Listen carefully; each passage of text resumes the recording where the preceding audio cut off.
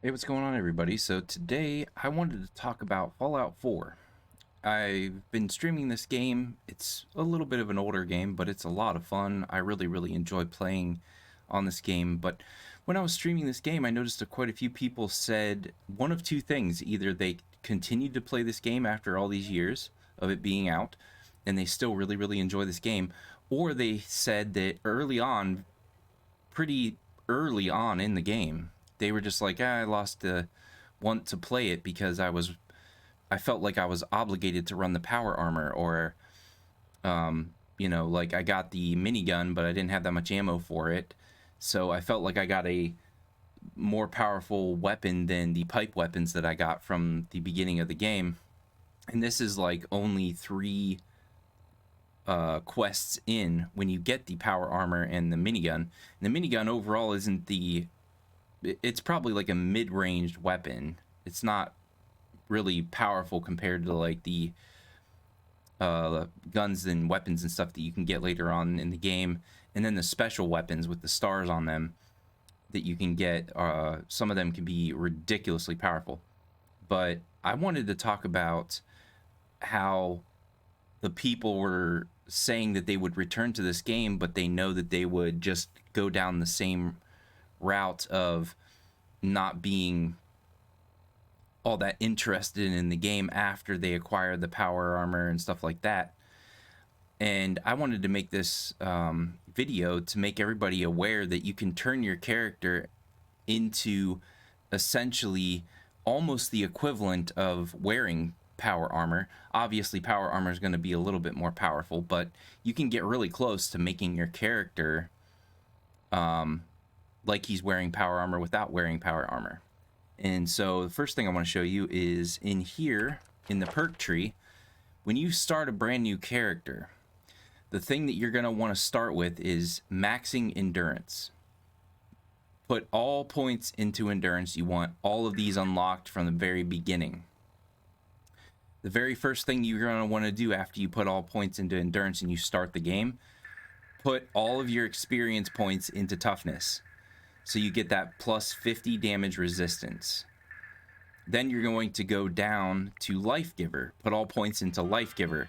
Plus 20 maximum health and slowly regenerate lost health. Then you're going to skip all of these for now, and you're going to come down to Ghoulish. Rad damage will now begin to slowly heal, restoring health in the process. So this means that you're going to need to be standing in Radiation. So after you got all points here, you're going to want to come back up here and go to Rad Resistant. Put all points into Rad Resistant so that most of the time when you're standing near Radiation, most of the time you're just going to get plus 1 radiation, and you're going to heal from that, which is really nice. And then this will give you the ability to stand in radiation without being hurt. Then after you put points in here, you're going to come down here to Solar Powered.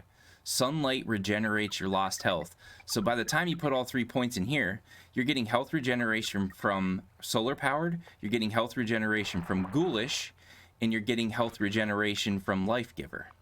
Then whatever health that you lost isn't going to be nearly as much as it normally would have because you put all points into toughness.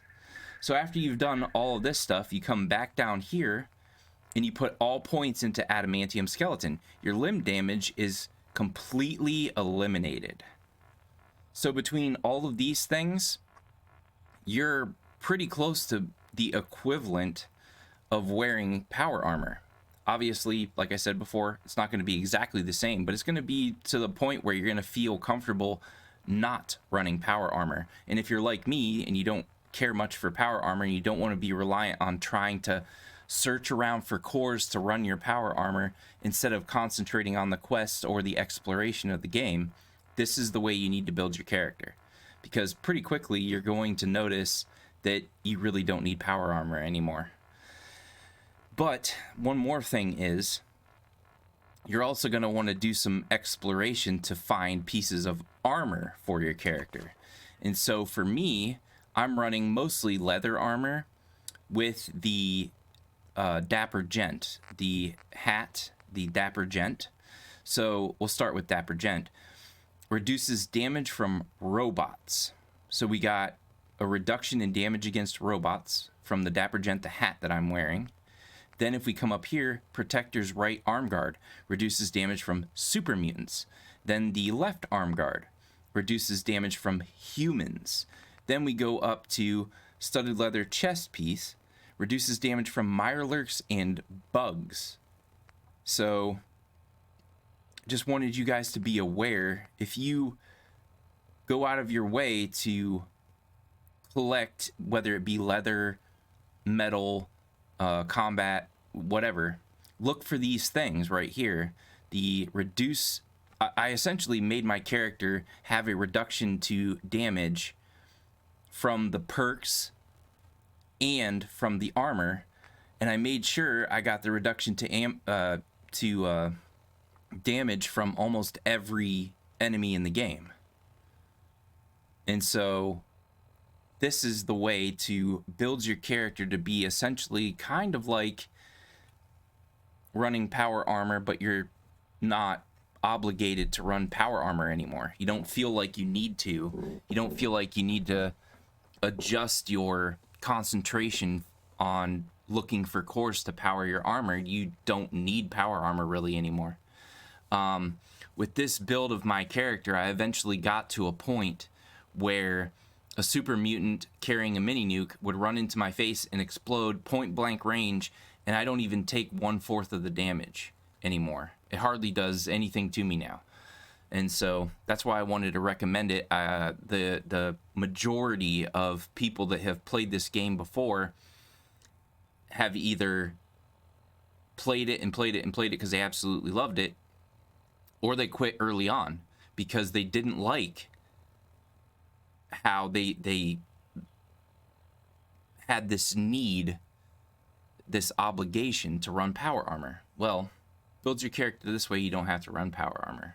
But yeah, that's all I wanted to say. I know this game is a little bit older, but I felt like I needed to make this because even though it's been out for quite a few years, there are still people that are telling me they would love to jump back into this game, but they don't because of having to run power armor and feeling like you just have no choice but to look for the ammo for the minigun and look for the power cores for the armor so that they don't die constantly. Well, here's your solution. So like, comment, share, subscribe. Hopefully you guys found this informative, and I'll see you guys on the next one. All right, laters.